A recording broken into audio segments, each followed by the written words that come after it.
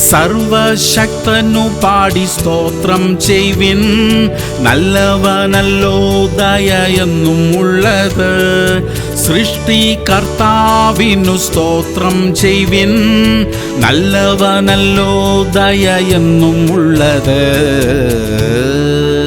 Ruth 2:11. നിന്റെ അപ്പനെയും അമ്മയെയും സ്വദേശത്തെയും വിട്ട് മുൻപേ അറിയാത്ത ജനത്തിന്റെ അടുക്കൽ വന്നിരിക്കുന്നതുമായ വിവരമൊക്കെയും ഞാൻ കേട്ടിരിക്കുന്നു. പ്രിയമുള്ളവരെ, രൂത്ത് അറിയാത്ത ജനത്തിന്റെ അടുക്കൽ വന്നു, പരിചയമില്ലാത്ത വഴികളിലൂടെ നടന്നു. എങ്കിലും അവളുടെ ഓരോ ചുവടും ദൈവം കണ്ടു. ദൈവം നമ്മെയും നാം അറിയാത്ത വഴികളിലൂടെ നയിക്കുമ്പോൾ നാം വിട്ടുവരേണ്ട കാര്യങ്ങൾ പലതും ഉണ്ടാകാം. നാം അത് ചെയ്യണം. ഭയപ്പെടാതെ ദൈവത്തിന്റെ വിളിക്കു മറുപടി നൽകുമ്പോൾ നാം കണ്ടിട്ടില്ലാത്ത അനുഗ്രഹങ്ങൾ നമ്മെ തേടി വരും. പ്രാർത്ഥിക്കാം. സ്വർഗീയ പിതാവേ, അങ്ങ് ഞങ്ങളോട് കൽപ്പിക്കുന്നത് അനുസരിക്കുവാനുള്ള കൃപ ഞങ്ങൾക്ക് തരണമേ. ഞങ്ങളെ അങ്ങ് നടത്തുന്ന വഴിയിലൂടെ നല്ല മനസ്സോടെ നടക്കുവാൻ ഞങ്ങളെ സഹായിക്കണമേ. ഞങ്ങൾക്ക് വേണ്ടി അങ്ങ് കരുതിയിരിക്കുന്ന എല്ലാ അനുഗ്രഹങ്ങൾക്കായിട്ടും സ്തോത്രമപ്പ. യേശുക്രിസ്തുവിന്റെ നാമത്തിൽ തന്നെ. ആമേൻ, ആമേൻ, ആമേൻ.